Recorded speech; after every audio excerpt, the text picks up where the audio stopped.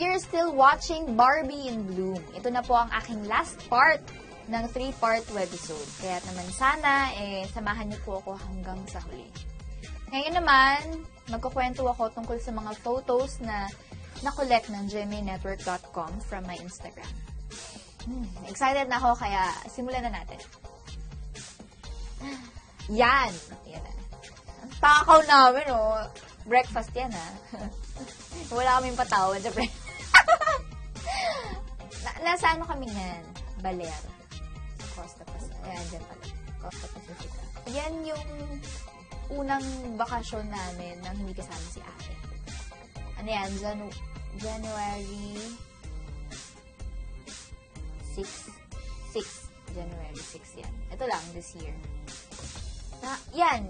Ang sarap dyan kasi walang tao. Ang sarap mag-relax. Ang sarap mag-relax. Ang sarap tsaka malamig yung hangin. Kahit maaraw, malamig yung hangin. Ang lamig na ng swimming pool eh.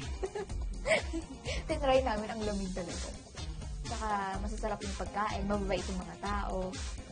Tsaka yung pinagstayan namin, okay dyan. 3 days kami, 4 days kami nagstay dyan. Kasi sabi namin, kasi una 3 days lang. Ang layo ng biyahe, 6 to 7 hours. Kaya sabi namin, sulitin na natin, wala rin naman tayong gagawin the next day. So, ginawa na namin 4 days. Yun. Okay. Yan. Pusa ako. Payat pa siya dyan. Payat pa siya ng lagay na yan. Yan, galing akong Sunday All-Stars. Kakahilamos ko lang yan. Yan, mahilig siyang, sa ano yan sa tapat ng aircon yan. Mahilig siyang tumapat sa aircon. Ganon siyang kabosi. Tsaka, gusto niya lagi may andyan, nasa kumot siya. Gusto niya laging para siyang parang kinakalong yung ganon. Ayan, medyo suplado nga siya. Yun. Hard ko naman dyan. Ito naman yung pinili. Okay, game. Next. Ganyan na sila. Alam nyo na, ang resulta ng puro kain.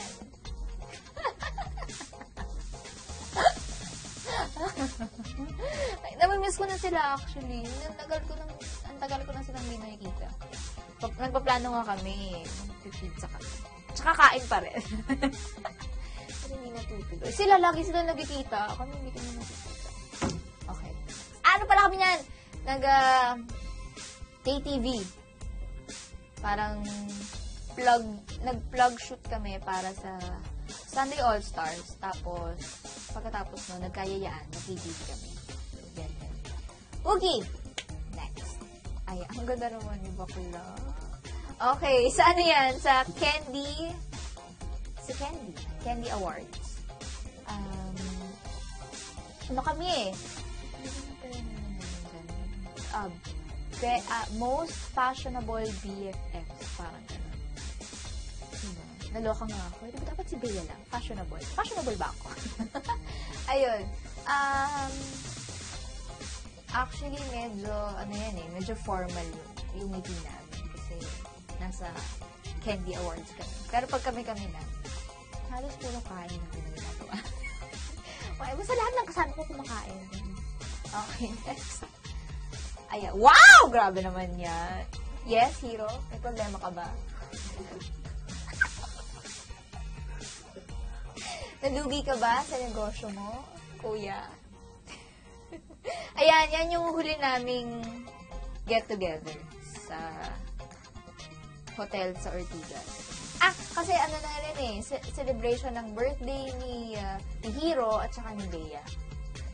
Kaya hindi ko maintindihan bakit siya haggard. Birthday niya yun. Dapat fresh. Ayan, nag-swimming kami. Saka, ayan, pakita ko ng bilbel. Tsaka pata. Basta lahat kami, wala nang pakialamanan. Since barkada naman kami, so, kaya may fats ulit. Swimming. Oo. Ayun. Ay, si TJ. Okay, next.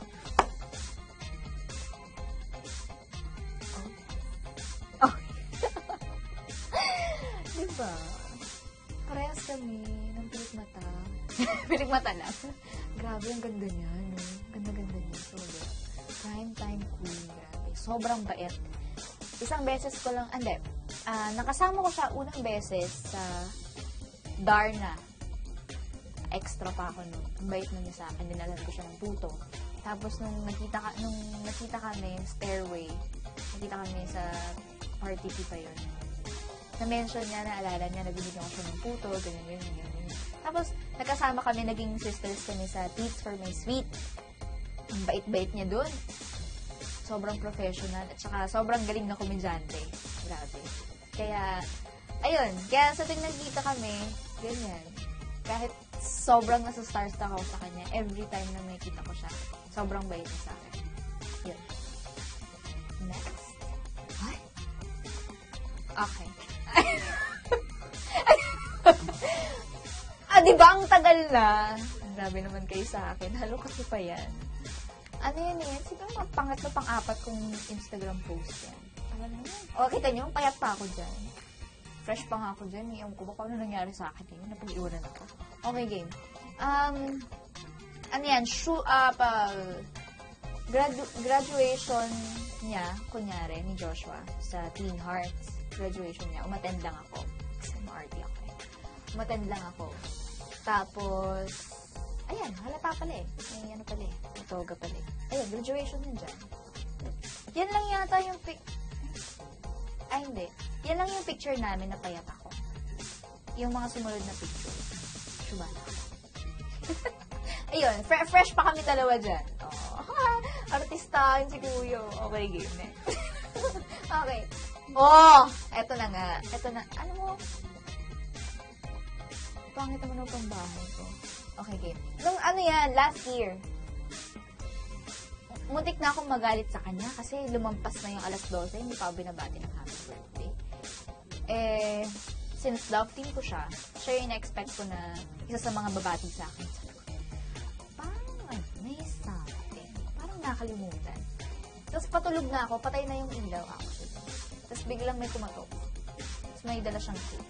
Diba? Trespassing. Pinabayaan ng nanay ko. Gosh.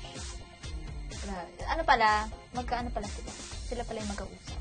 Hindi ko na ako inform. Patulog na ako. Buti na lang nag-toothbrush ako. Pwede sana.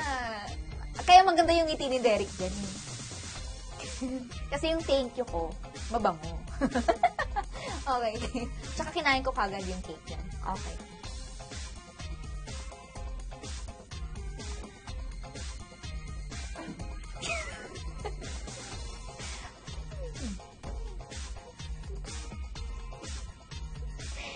Ano yan? Yan yung Temptation of Boyfriend. Alam ko talaga. Hindi ko alam kung launching pa lang yun ng Temptation of Wife o patapos na sila. Basta yun yung pinapromote na dyan. Alam ko talaga. Nagpa-picture ako. Si Derek ang kumuha niyan. Kasi sabi ko, Derek, samahan mo ko. Samahan mo kung pag-picture ako. Sabi niya, kaya mo na yan. Kung hindi ko kaya yan. Pa-picture ako yun yan. Hindi ko naman ako magagawa. Ako mahigpit yung pagkakaakbay. Ako ba? Hindi ko naman...